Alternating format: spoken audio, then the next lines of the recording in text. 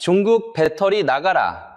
헝가리가 손님을 내쫓는 걸 우리는 강 건너에서 통쾌하게 지켜봤습니다. 그런데 그 칼끝이 지금 우리 삼성 SDI를 겨누고 있습니다. 불과 몇 달 전만 해도 헝가리는 12조 원을 쏟아부어 중국 배터리를 모셔온 나라였습니다.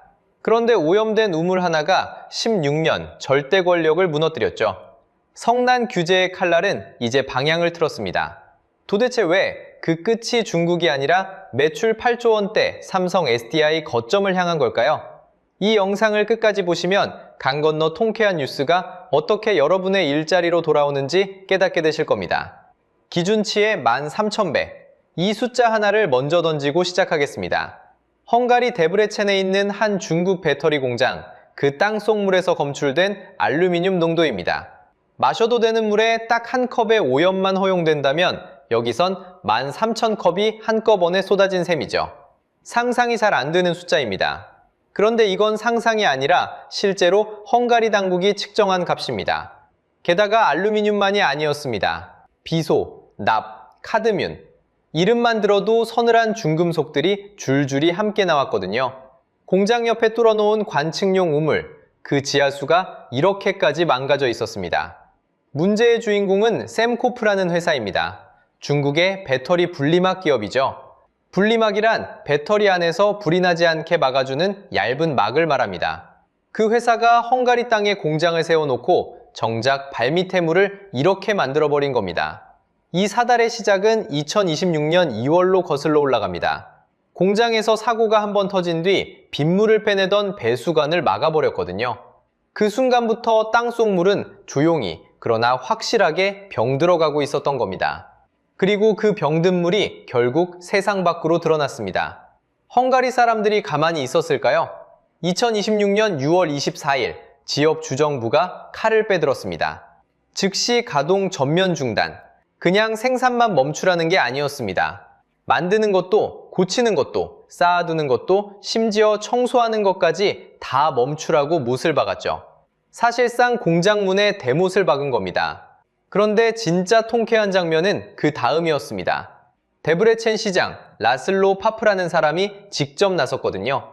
이 사람은 원래 중국 자본을 모셔오는데 누구보다 앞장섰던 인물입니다. 집권 여당 피데스 소속이었고요. 그런 그가 공개적으로 이렇게 말합니다. 셈코프는 신뢰를 저버렸다. 도시를 떠나라. 자기가 데려온 손님에게 자기 입으로 나가라고 등을 떠민 겁니다. 여러분, 이만한 반전이 또 있을까요? 며칠 뒤인 7월 3일에는 데브레첸 시민 약 1,500명이 거리로 쏟아져 나왔습니다. 오염에 항의하고 시장 사퇴까지 요구하는 시위였죠. 우리는 이 장면을 강 건너에서 통쾌하게 지켜봤습니다. 중국 배터리가 유럽 한복판에서 쫓겨나는 사이다 뉴스였으니까요. 여기서 이런 생각 드실 겁니다. 이거 그냥 단순한 환경사고 아니냐고요? 아닙니다. 그렇게 넘기기엔 뒤에 숨은 이야기가 너무 큽니다. 물 한 방울에서 시작된 일이 시장의 입을 열게 하고 거리를 사람들로 채웠습니다. 이 한 방으로 헝가리는 중국을 향해 첫 번째 부메랑을 던졌거든요. 규제라는 이름의 부메랑을 말입니다. 그런데 좀 이상하죠? 이렇게 매몰차게 내쫓을 거면서 헝가리는 왜 처음엔 12조 원이라는 어마어마한 돈을 이 중국 공장에 두 팔 벌려 쏟아부었을까요? 자, 여기서 이상한 점이 하나 있습니다. 쫓아낼 거였으면 애초에 왜 그렇게 큰 돈을 부었을까요? 불과 몇 해 전만 해도 헝가리는 중국 배터리를 두 팔 벌려 모셔온 나라였습니다. 그것도 나라 역사상 가장 두툼한 돈다발을 들고서 말이죠. 중국 최대 배터리 회사 CATL이라는 곳이 있습니다. 이 회사가 헝가리 동부 데브레첸에 세운 공장, 여기 부은 돈이 73억 유로가 넘습니다. 우리 돈으로 약 12조 원이죠. 외국 기업이 헝가리에 부은 단일 투자로는 그 나라 역사상 사상 최대 금액이었습니다. 12조 원.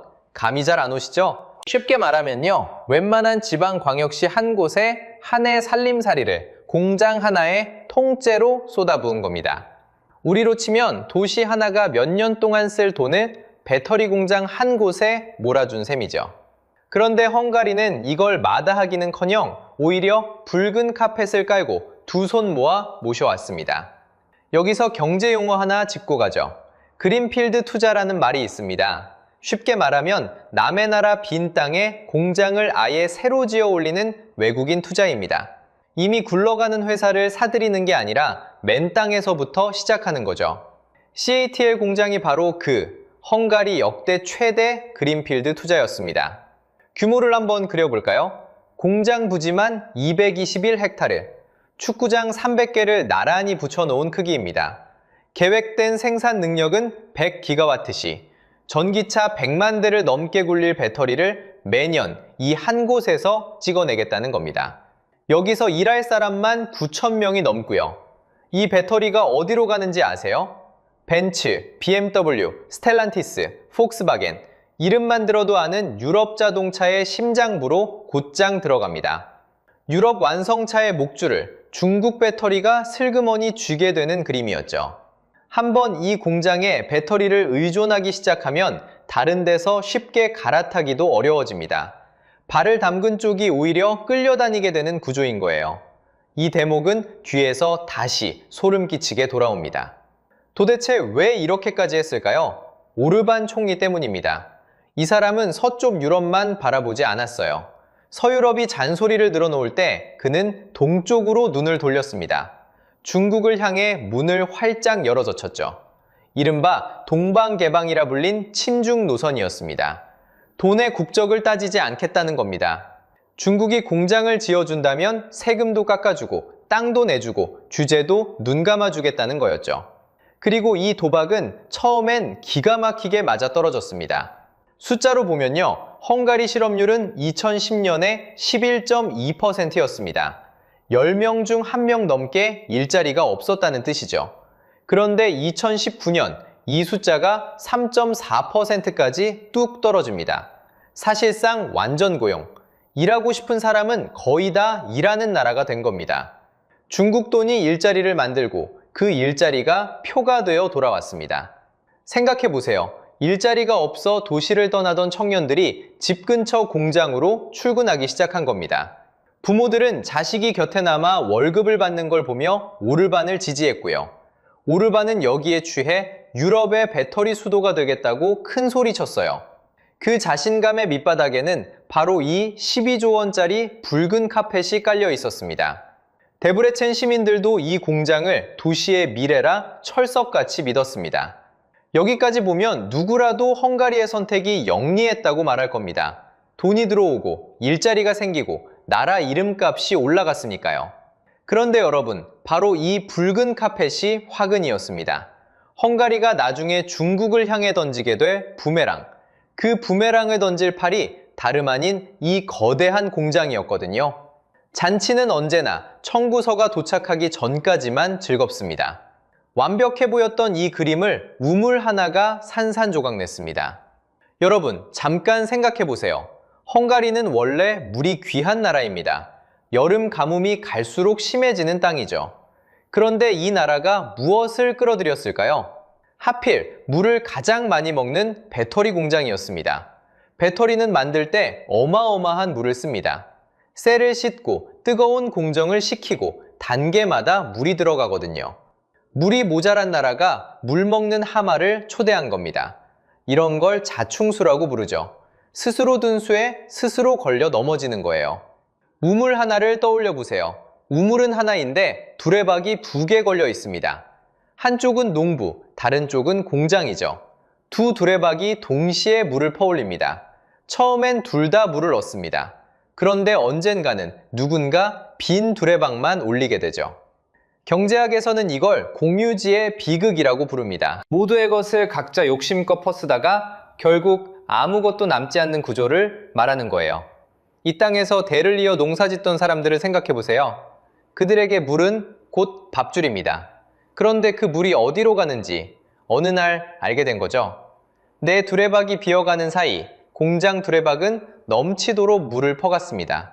마음이 어땠을까요? 그 빈 두레박이 올라온 날이 바로 오염 사건이었습니다. 공장 관측정 지하수에서 기준치의 13,000배가 나온 거죠. 성남 민심은 공장 하나에서 멈추지 않았습니다. 화살은 곧장 정권을 향했습니다. 왜 이런 공장을 불러들였나? 왜 우리 물을 내줬나? 분노는 이렇게 번져나갔습니다. 그리고 그 분노가 투표장으로 걸어 들어갔습니다. 2026년 4월 12일 헝가리 총선이 열렸습니다. 결과는 그 자체로 하나의 심판이었죠. 야당 티사가 압승했습니다. 대표는 페테르 마자르라는 인물입니다. 헝가리 의회는 모두 199석입니다. 그중 티사가 약 138석에서 141석을 쓸어 담았죠. 절반을 훌쩍 넘긴 완승이었습니다. 득표율만 봐도 53.6%였거든요. 반대편을 볼까요? 16년을 내리 집권한 오르반 총리의 피데스입니다.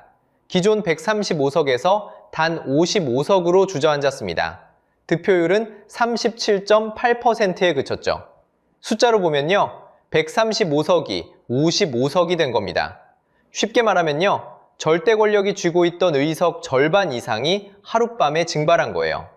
헌법까지 뜯어고칠 수 있던 초다수의 힘을 이번엔 야당이 가져갔습니다. 투표율은 어땠을까요? 1990년 민주화 이후 가장 높았습니다. 그만큼 성인한 사람이 많았다는 뜻이죠. 사람들은 두 발로 걸어 나와 손으로 직접 심판했습니다. 오르반은 어떻게 했을까요? 놀랍게도 개표가 끝나기도 전에 패배를 인정했습니다. 그날 밤의 일이었죠. 16년 절대 권력이 그렇게 조용히 막을 내렸습니다. 자, 여기서 부메랑을 다시 떠올려 보세요. 오르반은 중국을 향해 뷰제의 부메랑을 힘껏 던졌습니다. 그런데 그 부메랑이 가장 먼저 벤 것은 무엇이었을까요? 엉뚱하게도 그것을 던진 오르반 자신의 목이었습니다. 우물 하나가 16년 정권을 무너뜨린 겁니다. 자기가 불러들인 공장이 자기 자리를 통째로 삼킨 셈이죠. 이보다 더한 자업자득이 또 있을까요? 여기까지가 우리가 강 건너에서 통쾌하게 지켜본 뉴스입니다. 그런데 진짜 소름 돋는 반전은 바로 지금부터입니다. 정권이 바뀌었습니다. 그런데 이렇게 생각하실 겁니다. 헝가리 정권 바뀐 게 도대체 우리랑 무슨 상관이냐고요. 저 먼 나라의 선거 결과가 내 통장하고 무슨 관계냐고 말이죠. 충분히 그렇게 느끼실 수 있습니다. 하지만 여기서부터 잘 들으셔야 합니다. 바로 이 지점에서 뉴스의 색깔이 조용히 바뀌거든요. 통쾌한 이야기가 등골 서늘한 이야기로 넘어가는 지점입니다. 새 정부가 가장 먼저 꺼내든 카드는 환경 규제였습니다. 신임 환경장관 라슬로 가이도스는 이렇게 선언했죠. 환경 기준을 어기는 배터리 공장은 문을 닫게 하겠다. 말로만 그친 게 아닙니다. 배터리 공장의 오염만 전담으로 감시하고 제재하는 새 기구를 만들겠다고 했습니다. 오직 배터리 공장만 노려보는 감시탑을 세우겠다는 겁니다. 목표 시점은 2026년 9월이었습니다. 여기서 진짜 핵심은 벌금이었습니다. 예전 헝가리의 벌금은 신정부 표현을 그대로 빌리면 상징적인 수준이었습니다. 매출이 조단이든 아니든 그냥 정해진 액수만 내면 끝이었죠. 쉽게 말하면요, 하루에 1억을 버는 공장이나 하루에 100만 원을 버는 공장이나 똑같은 딱지 한 장만 떼는 구조였습니다. 오염을 얼마나 뿜든 벌금은 그대로였죠. 대기업 입장에선 이게 벌금이 아니었습니다. 그냥 통행세, 그냥 자리세였던 셈이죠. 아파도 가렵지도 않은 그야말로 상징적인 숫자였습니다. 그런데 새 정부는 이걸 매출에 연동시키겠다고 나섰습니다. 매출이 클수록 벌금도 눈덩이처럼 불어나는 구조로 말이죠. 경제학에선 이런 걸 오염의 외부 효과라고 부릅니다. 공장이 슬쩍 사회에 떠넘긴 오염 비용을 이제 매출에 비례해 도로 물리겠다는 뜻입니다. 자, 그럼 여기서 여러분이 놓치면 안 되는 질문이 하나 있습니다. 그럼 대체 누가 가장 많이 물게 될까요? 답은 이미 정해져 있습니다. 헝가리에서 매출이 가장 큰, 가장 덩치 큰 공장이죠. 충격은 벌써 숫자로 드러나고 있었습니다. 헝가리의 배터리 생산량은 2024년 12월 기준 한 해 전보다 51%나 줄었습니다. 절반 가까이가 그냥 날아간 겁니다. 10대 만들던 라인에서 5대만 굴러가는 셈이죠. 잘 나가던 유럽의 배터리 수도에 이미 찬물이 끼얹어지고 있었습니다. 규제가 본격적으로 조여지기도 전에 말이죠. 그리고 유럽 전체로 눈을 돌리면 더 서늘한 장면이 있습니다. 유럽이 중국에 맞서 직접 키우려던 회사가 있었습니다. 스웨덴의 노스볼트입니다. 유럽의 자존심이자 중국 없이도 배터리를 만들 수 있다는 증거였죠. 그런데 이 회사는 2025년 3월 파산했습니다. 남긴 빚만 80억 달러가 넘습니다. 우리 돈으로 10조 원이 넘는 규모입니다. 웬만한 지방도시 한 해 살림을 통째로 삼킬 빚이죠. 유럽이 그토록 밀어주던 자기 편 대안조차 이렇게 맥없이 무너져 내렸습니다. 자기가 낳은 자식도 못 지킨 판에 남의 나라 기업을 봐줄 이유가 있을까요? 규제의 칼날은 그래서 더 매섭게 날이 서고 있었습니다. 자, 이제 가장 중요한 반전입니다. 정신 바짝 차리고 들으셔야 합니다.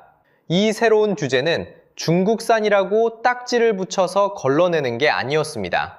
다시 한번 말씀드리겠습니다. 규제는 국적을 묻지 않습니다. 어느 나라 기업이냐를 따지는 게 아니라 환경 기준을 맞췄느냐만 봅니다. 중국이든 한국이든 기준을 못 맞추면 똑같이 걸리는 겁니다. 여러분, 처음에 우리는 이걸 통쾌하게 지켜봤습니다.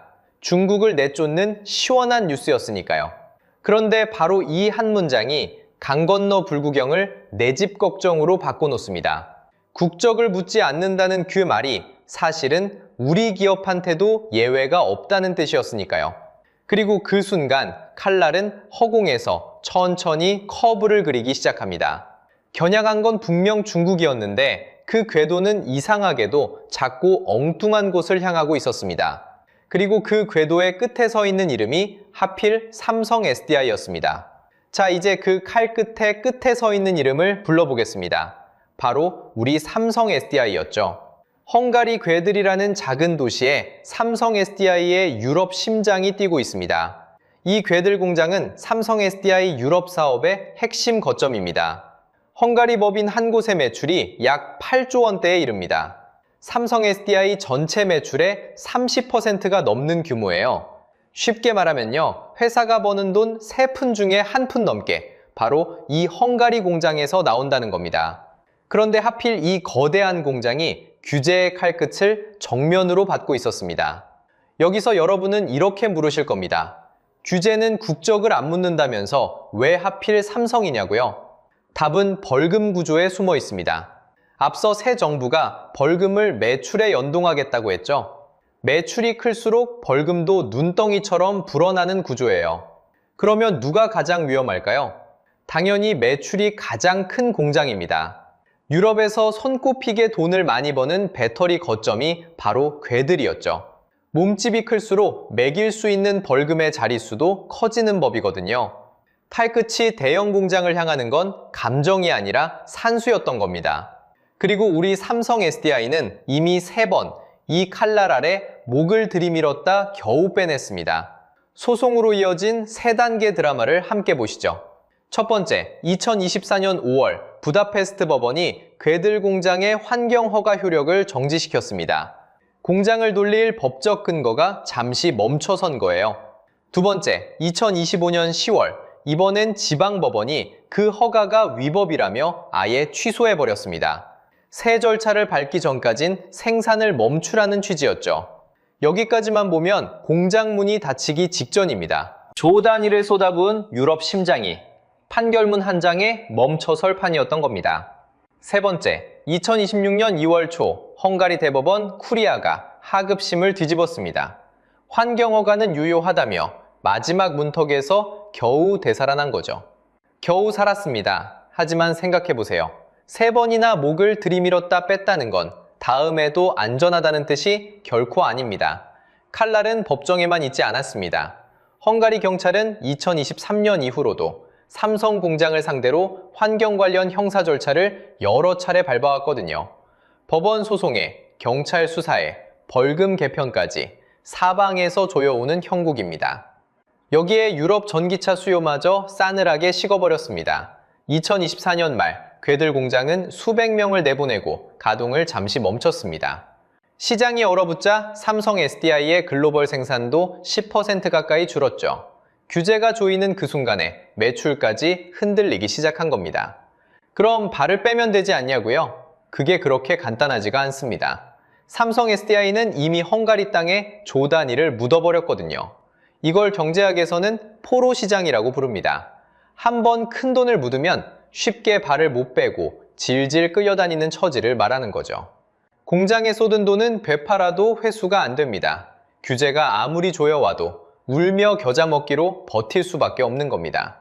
헝가리도 그 약점을 정확히 알고 있고요. 자, 여기서 핵심입니다. 이건 절대 남의 나라 이야기가 아닙니다. 삼성 SDI는 바로 여러분의 회사일 수 있거든요. 여러분의 연금이 이 회사 주식을 담고 있을 수 있습니다. 여러분의 자녀가 이 회사에 다닐 수도 있고요. 강 건너 불이 아니라 내 지갑에 붙은 불이었던 겁니다. 오해는 마십시오. 삼성이 잘못했다거나 헝가리가 못됐다는 이야기를 하려는 게 아닙니다. 어느 한쪽 편을 들자는 건 더더욱 아니에요. 진짜 문제는 국적을 가리지 않는 규제 구조 그 자체입니다. 중국이든 한국이든 매출이 크고 환경 문턱에 걸리면 똑같이 칼끝 앞에 서게 됩니다. 헝가리가 중국을 향해 던졌던 그 부메랑이 커브를 다 돌아서 이제 정확히 우리 뒤통수를 향해 날아오고 있었습니다. 그렇다면 조 단위를 묻은 우리 기업은 이제 어디로 가야 할까요? 답은 대서양 건너에 있었습니다. 그런데 그 답에도 작은 글씨의 함정이 숨어 있었습니다. 조 단위를 묻은 우리 기업은 이제 어디로 가야 할까요? 많은 분들이 답은 대서양 건너에 있다고 말합니다. 미국으로 가면 3조 원짜리 잭팟이 기다린다는 거죠. 정말 그럴까요? 미국에는 45X라는 제도가 있습니다. 배터리를 미국 땅에서 만들면 돈을 얹어주는 보조금이거든요. 세금을 깎아주는 정도가 아니라 사실상 현금을 쥐어주는 겁니다. 계산은 이렇습니다. 배터리 셀 1kW 시에 35달러, 여기에 모듈까지 만들면 10달러가 더 붙습니다. 둘을 합치면 1kW 시당 45달러죠. 45달러면 우리 돈으로 약 6만 원입니다. 배터리 1kW 시를 만들 때마다 미국이 6만 원씩 손에 쥐어준다는 뜻이거든요. 자, 여기서 이 45달러를 꼭 기억해 두세요. 전기차 한 대에 들어가는 배터리가 대략 80kW입니다. 1kW 시당 45달러니까 차 한 대분이면 약 480만 원이죠. 미국이 전기차 한 대마다 480만 원을 현금으로 얹어주는 셈입니다. 그럼 공장 하나면 얼마일까요? 연 50GWh짜리 공장을 꽉 채워 돌리면 보조금만 한 해 약 3조 원입니다. 이게 바로 그 3조 잭팟의 정체거든요. 1kW 시당 45달러, 차 한 대당 480만 원, 공장 하나에 연 3조 원. 숫자만 보면 이건 복권이 아니라 확정된 돈처럼 보이죠. 그런데 여기서 핵심입니다. 이 복권에는 뒷면이 있습니다. 아주 작은 글씨로 적힌 단서 조항이거든요. 2025년 7월 4일 트럼프 행정부가 이른바 OBBBA라는 법에 서명했습니다. 결론부터 말하면 45X 자체는 살아남았습니다. 폐지되지 않았죠. 그런데 그날 이후로 무서운 조건 하나가 새로 붙었습니다. 금지된 외국 우려기업, 이른바 FEOC의 물질적 지원을 받아 만든 부품은 공제에서 빠집니다. 쉽게 말하면요, 중국을 지워야 돈을 준다는 겁니다. 그러니까 3조 잭팟은 무조건이 아니에요. 철저히 조건부입니다. 공급망에서 중국을 걷어낸 배터리에게만 그 480만 원이 열리는 거죠.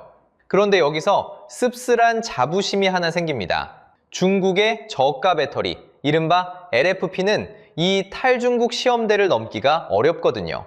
반대로 한국의 NCM 배터리는 다릅니다. 멀리 가고 추운 날씨에도 힘이 잘 빠지지 않는 고성능 배터리죠. 이 시험대를 통과할 여지가 있습니다.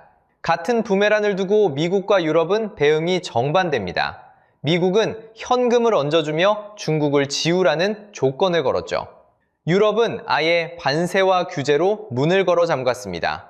이유가 중국산 전기차에 매긴 상계 관세는 7.8%에서 35.3%에 이릅니다. 협조한 기업은 21% 안팎이었고요. 이 관세는 2024년 10월 30일부터 발효됐습니다. 자, 여기서 한국 만세로 끝내면 안 됩니다. 통과할 여지가 있다는 것과 이미 통과했다는 것은 전혀 다른 이야기니까요. 부메랑을 피하려 대서양을 건넜더니 이번엔 중국을 지워야 준다는 또 다른 조건이 기다리고 있었습니다. 헝가리를 벗어나도 부메랑은 형태만 바꿔 다시 날아온 거예요. 결국 이 모든 부메랑이 우리에게 남긴 질문은 하나입니다. 자, 이제 처음에 그 장면으로 돌아가 보겠습니다. 헝가리가 중국을 향해 던진 규제의 부메랑, 그 칼끝은 결국 어디에 꽂혔을까요? 가장 먼저 16년을 버틴 오르반 정권의 목을 베었습니다. 그리고 허공에서 커브를 그리며 날아가 국적을 묻지 않은 채 우리 삼성 SDI의 뒤통수까지 겨눴습니다. 여기서 핵심입니다. 자본에는 국경이 없습니다. 그런데 규제와 환경 비용에는 국적이 없습니다. 강 건너 남의 집 불구경인 줄만 알았던 그 불씨가 결국 우리 집 처마로 옮겨 붙은 겁니다. 이건 시대가 통째로 바뀌고 있다는 신호입니다. 기업이 국가를 굴러다니던 시대는 저물고 있습니다. 이제는 국가가 기업을 심판하는 시대예요. 실제로 2027년 2월 18일 유럽은 배터리 여권제를 시작합니다. 배터리 하나하나에 탄소 발자국과 공급망 이력을 다 붙이라는 거죠. 외국 보조금 규정, 이른바 FSR도 중국 기업을 겨눈 그물을 점점 넓히고 있습니다. 규제의 장벽이 갈수록 높아지는 겁니다. 여러분, 헝가리는 이미 한번 겪었습니다. 2008년 싼 이자에 홀려 스위스 프랑으로 빚을 냈다가 온 나라가 휘청였죠. 달콤할 때 손 내밀고 위기 때 목을 조르는 것. 자본은 이렇게 언제나 두 얼굴을 가집니다.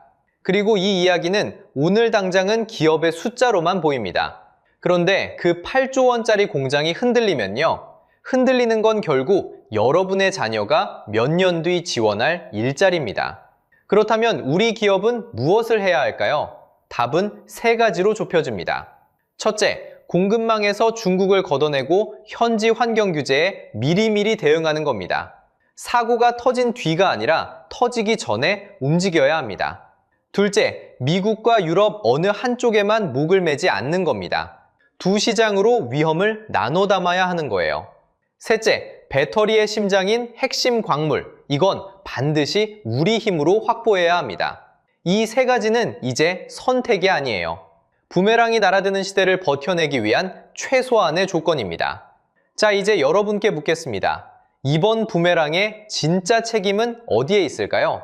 첫째, 무리하게 공장을 유치한 헝가리 정부일까요? 둘째, 환경관리를 소홀히 한 기업일까요?